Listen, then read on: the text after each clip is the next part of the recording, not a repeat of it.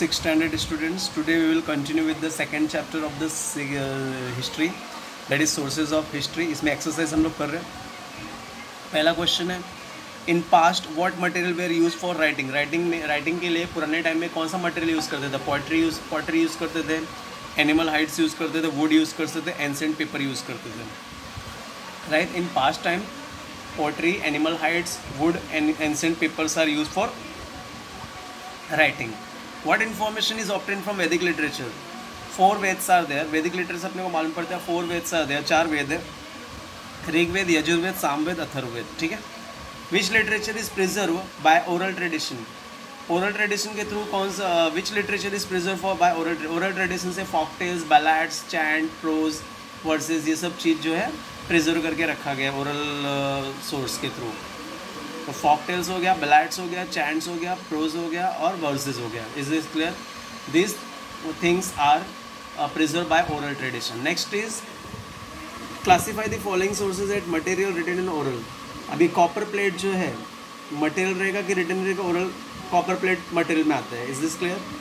Wait, folk tales oral में आएगा, pottery material में आएगा, बीड्स मटेरियल में आएगा, ट्रेवलॉग्स रिटन में आएगा, ओविज ओरल में आएगा, इंस्क्रिप्शन रिटन में आएगा, वैदिक लिटरेचर रिटन में आएगा, स्तूपा मटेरियल में आएगा, क्वाइंस मटेरियल में आएगा, पुराणास रिटन में आएगा. Is this clear?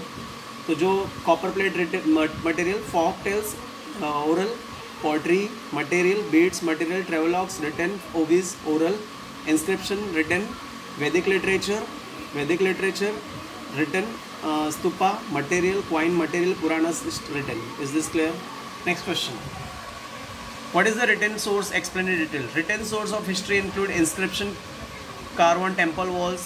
मतलब written source में क्या कहता है? written source में include inscription carved on temple wall के ऊपर जो inscription लिखा रहता है वो, wall of rock cut caves, मतलब दीवार जो होती है rock cut की वो, rocks, inscription on copper plates के ऊपर जो लिखा होता है वो, pots, bricks and writing sheets made from the palm leaves and birch bark. तो all these are the written source.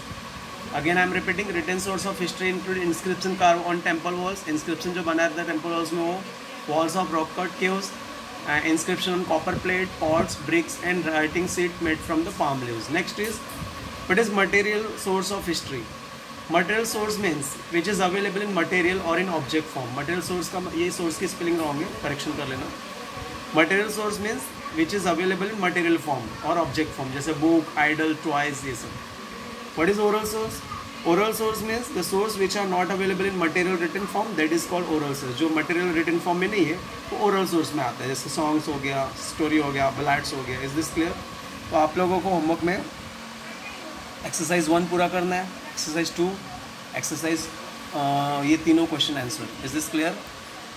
And one request to all of 6th standard students, after completing your homework, please send your completed homework in group.